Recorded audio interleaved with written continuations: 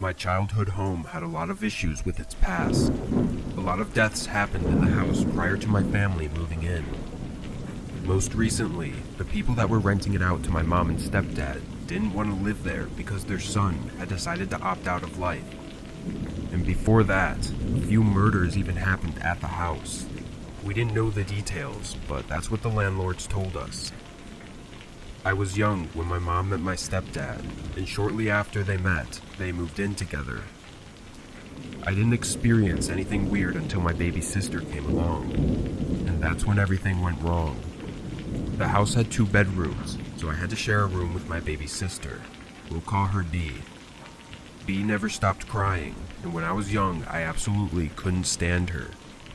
I remember this one night, though, when she was crying for hours, and all of a sudden, she stopped. I looked over, and I saw this shadowy figure hovering over her crib. It didn't move much, but when it did, it was slow and airy. I was terrified, and hid under my covers until I eventually fell asleep. When I told my parents the next day, they thought it was just an imagination. This happened so many more times of just waking up and seeing a figure by my sister's crib. Always by the crib, nowhere else in the room. After a while of complaining about it, I ended up sleeping in my parents' room with my mom while my stepdad slept in my room. But a lot more continued to happen. Shortly after I started seeing this figure, my stepdad lost his job. He was a hard-working person, so it really shocked my mom when it happened. He went through a rough depression. He really loved his job, and losing it must have been really hard for him. I remember him sitting on the couch all day every day, just watching TV. One day, when I got home from school, I came in and saw him sitting on the couch, and a dark figure behind him. I remember it so clear, just standing behind the couch. I didn't know what to do, so I just began to cry, and my stepdad took me to my room to calm me down. When my mom came home, I told my parents that night of what I saw again. My stepdad seemed disinterested, and my mom just seemed annoyed. Again, no one believed me. After that, there were a good few weeks where nothing happened, followed by weeks of this figure hanging around, usually either by Bee or my stepdad. Some nights, when I slept in my room, I'd hear a voice.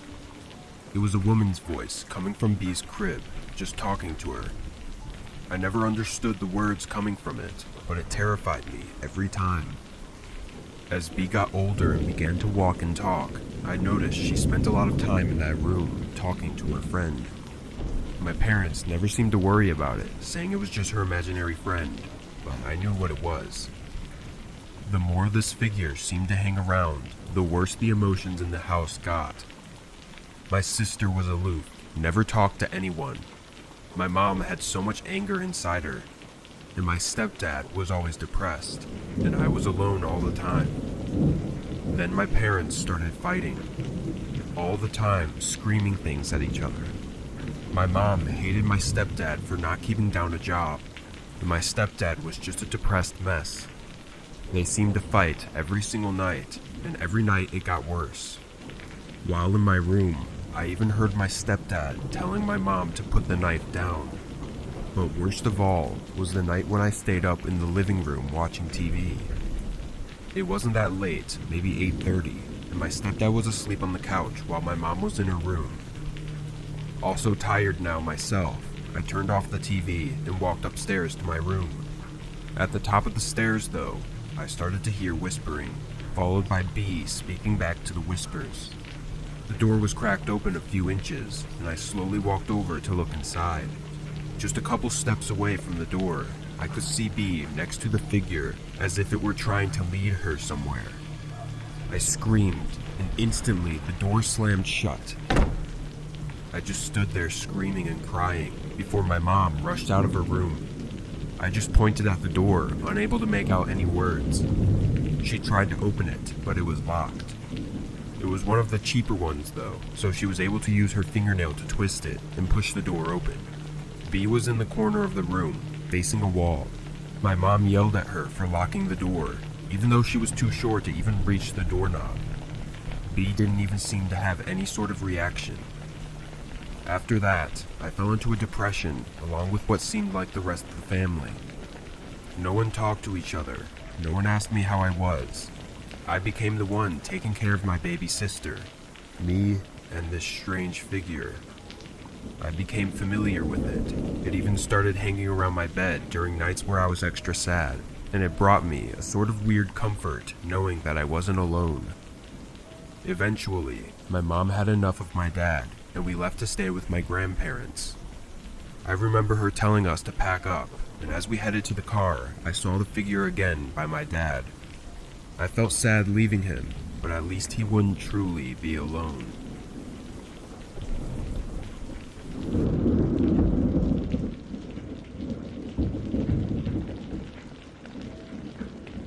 I moved into a small apartment building last summer.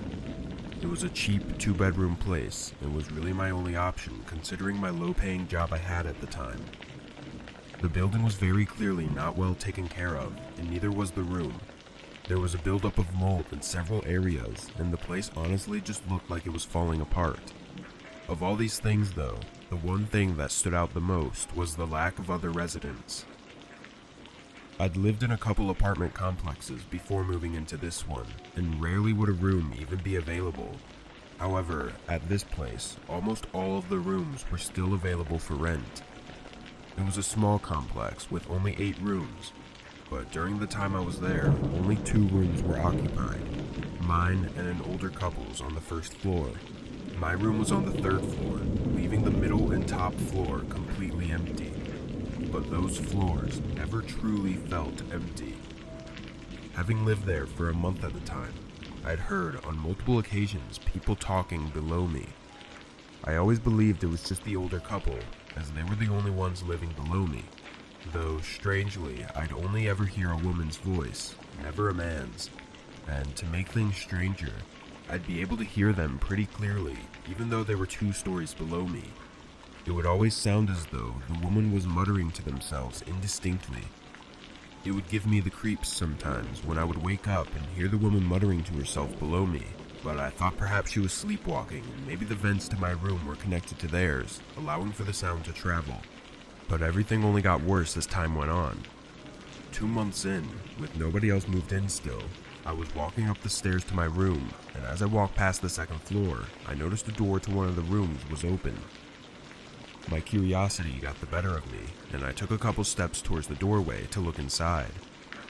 It was dark and empty, which is exactly what you'd expect of a vacant room, but I got a really bad feeling the closer I got to the doorway, and ended up just continuing upstairs to my room.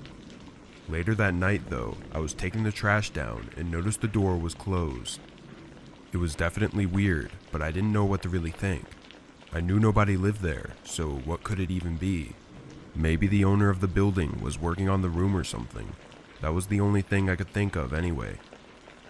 That night, I went to bed early with a clear mind, but woke up sometime in the middle of the night, hearing the woman muttering below me again. Having seen the door below me opened earlier, I was more curious about the mysterious woman this time. I got out of bed, being sure not to make much noise, and leaned my ear against the cold wooden floorboards. Listening, her indistinct mumbling sounded close, but was also more of a whisper. I knew there was no way a whisper could sound so close if it was coming from the old couple's room on the 1st floor. At that moment, realizing this, I began to get nervous. Part of me wanted to go downstairs to see if the door was open again, but I knew I was way too fearful to do that. Now, sitting in bed again, thinking, I started to hear the woman walking around slowly, still talking to herself. It seemed like she was just walking in random patterns in the room below me. After a few minutes though, she stopped very suddenly. It's safe to say I was terrified, and the woman suddenly going silent almost made it worse, as I no longer knew where she was or what she was doing. But this night would go on to be far more fear-inducing. I sat in bed wide awake for 30 minutes, beginning to wonder if the woman had somehow quietly left, or was possibly just standing in the same spot for the past half hour. Either way, I was too scared to sleep, and that's when I heard the floor creaking again, as someone was walking slowly across the floor. However, this time, it was coming from above me. Soft creaks in the floor slowly made their way through the upstairs room before stopping directly above my bed. Several seconds of terrifying silence passed before the woman's soft whispering came from above me. Then they let out one loud, aching scream, almost sounding as if it were right in front of my face, before the room fell silent again. I was basically in tears, holding my head and trying not to completely freak out, but how could I not? I stayed up until dawn, then made arrangements with my family to stay with them for a while. I paid a fee to end my lease and moved in with my parents while I looked for a new place.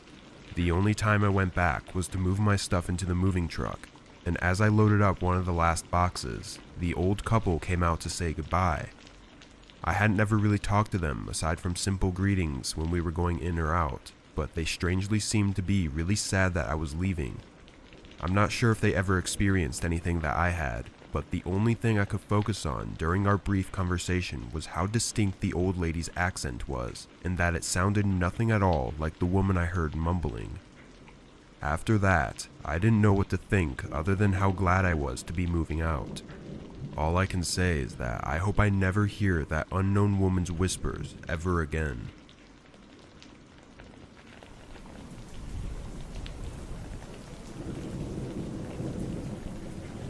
Although it happened quite some time ago, I'm still bothered by this experience. Around September of last year, I spent the night at my grandparents' home. That evening, everything seemed to be going relatively normally. We ate my grandmother's delicious steak, watched TV, and then looked at some old photos. When night came around, I went to the guest bedroom, which had been my room before when we used to live with them. At around 2 o'clock, I put my laptop up to play some music as I got ready for bed so that I might doze off. Now, let me tell you, there were a few paranormal occurrences when we used to live there, but I wouldn't characterize any of them as horrible or frightening. For instance, I've always been a light sleeper and would wake up if someone even walked quietly on the wooden floors outside of my room.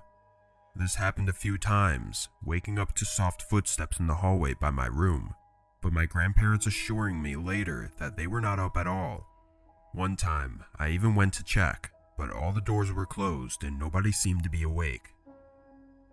Anyway, the general layout of my room was slightly odd compared to other rooms.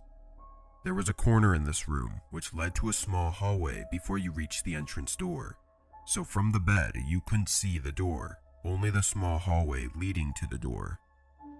I must have dozed off pretty quickly though, because I woke up suddenly without even remembering falling asleep. It was around 4 in the morning and I felt extremely tired. This was a little unusual because every time I'd wake up in the middle of the night, I'd usually feel pretty awake and good, which was often the reason for my body waking me up. But this time, I was really tired. I didn't hear anything that woke me up, but since I was so tired, I knew I hadn't just woken up on my own. I looked in the direction of the short hallway with my half-opened eyes. Seeing nothing, although it was dark, I put my head back on the pillow and closed my eyes. I laid for a few minutes in silence on the brink of sleep before I heard the awful sound of my bedroom door closing. My eyes shot open, and I raised my body up from the pillow, staring into the empty darkness of the hallway. I must have been frozen in that position for a whole minute before I got out of bed and went over to the door. Nothing was there, but I knew something was not right. I always kept the door shut, so who opened it? The thought made me shiver, and I quickly locked the door, then hopped back in bed. I told myself that it must have been one of my grandparents, though I couldn't come up with a reason for them opening and closing my door. Trying to forget it, I closed my eyes again and laid silently. Just as I did, loud, running footsteps came from outside the room, coming towards the door. They sounded like heavy, barefoot steps, stopping abruptly at the room door. I waited, completely horrified and in a total state of shock. A few long, anxious seconds passed before I again heard the door aggressively slam shut. This time, having seen the door already closed not even a minute prior, and never hearing it open, I was stuck in a panic. My heart was beating rapidly, and yet I felt like I was too scared to move. I stayed sitting up in my bed all night until morning. I hadn't told my grandparents so as to not frighten them, and instead just made an excuse to leave early and head home. A few months later though, I was sleeping over at a friend's place trying to fall asleep while lying on the floor. My eyes closed and my body facing away from the door, I heard it again. The door closing, but this time softly. I looked over at my friend, but he was already sound asleep and hadn't heard a thing when I asked him in the morning. Surprisingly, I haven't heard it since then, and I've never heard it in my own home. I have virtually no idea what I've been experiencing, but I have a very strong feeling that I'm being watched by a paranormal entity. I still don't understand the significance of the already closed door closing again, but I would really appreciate it if someone could explain it to me or even share with me a method to get rid of it. Because even still today, I lay in bed paranoid every night, fearing that I may wake up to something horrible.